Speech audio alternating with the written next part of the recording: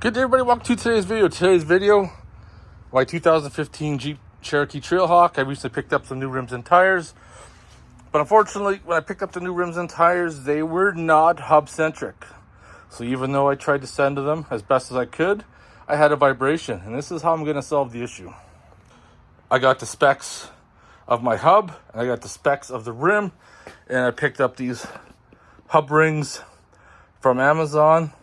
They have a whole bunch of different sizes to correspond, and I'm also going to use some silver grade anti-seize on there. So let's get one off and we'll have a look.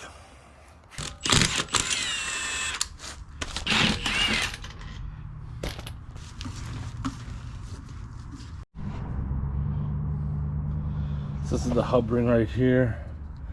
It's got a tapered groove, which goes on, and then come over to my rim.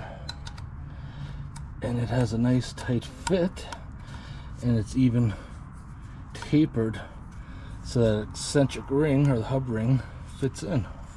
Unfortunately, this is where the problem lies. The aluminum ones I got were 2 millimeters too big for the wheel hub, and I got these plastic ones shipped out to me. As you can see, it fits perfectly in there, centers the tire, or the rim I should say, and you can see right there, it's too big.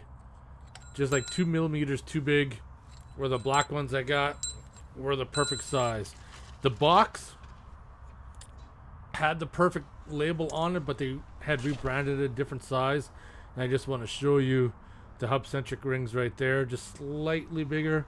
And as always, they should always fit on tight on the hub, and then your rim should also fit on tight, and that's how they work.